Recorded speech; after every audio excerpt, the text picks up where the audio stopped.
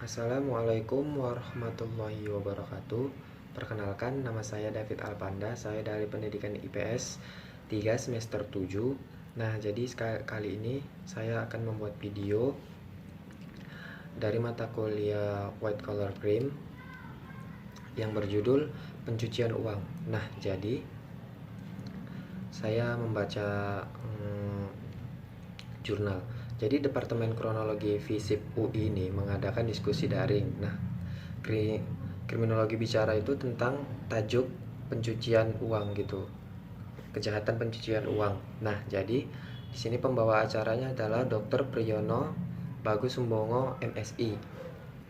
Nah, jadi pencucian uang ini merupakan upaya menyembunyikan atau menyamarkan sumber awal atau asal-usul yang diperoleh dari berbagai bentuk kejahatan, misalnya dari korupsi, penyuapan, penyelundupan, penipuan, penggelapan uang lain-lain dan atau maupun sebagainya.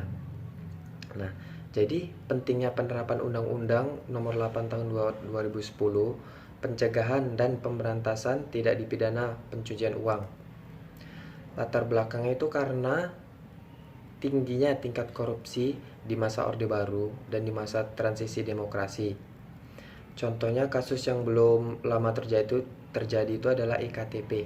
Nah, pada tahun 2011 sampai 2012 dari nilai pekerjaan sebesar 5,81 triliun dikorupsi mencapai 2,314 triliun. Nah, selain itu, faktor-faktor yang memungkinkan orang menerima uang hasil kejahatan sebagainya hal bisa atau keterpaksaan. Nah, jadi menurut Priyono, kekuatan UU atau TPPU, tindakan pidana pencucian uang adalah memberi sanksi pidana penjara dan denda tertinggi. Nah, hal ini sesuai dengan pasal 2 ayat 1 dengan pidana penjara paling lama itu 20 tahun dan denda paling banyak itu 10 miliar. Selanjutnya adalah penyitaan aset. Nah, jadi aset-aset dan pembuktian terbalik. Nah, dalam mengasut kasus TPPU ini menyediakan dapat melakukan penyitaan harta kekayaan bukan merupakan hasil tindak pidana sesuai dengan pasal 78 ayat 1 dan ayat 2. Jika terdakwa tidak bisa membuktikan hartanya legal, maka secara definitif akan disita negara. Nah, kemudian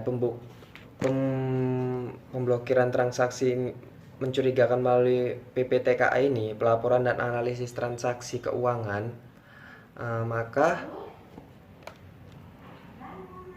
seluruh hartanya itu kalau misalnya tidak ada bukti legal ya, dia akan ditarik ya, akan dibawa akan disita semua. Jadi ini seperti korupsi gitu. Kalau misalnya korupsi hukumannya hampir sama sih sama korupsi ya. Seperti itu. Mungkin hanya ini saja yang dapat saya sampaikan. Lebih dan kurangnya saya mohon maaf. Kepada Allah saya mohon ampun. Wabillahi taufiq wal hidayah. Wassalamualaikum warahmatullahi wabarakatuh.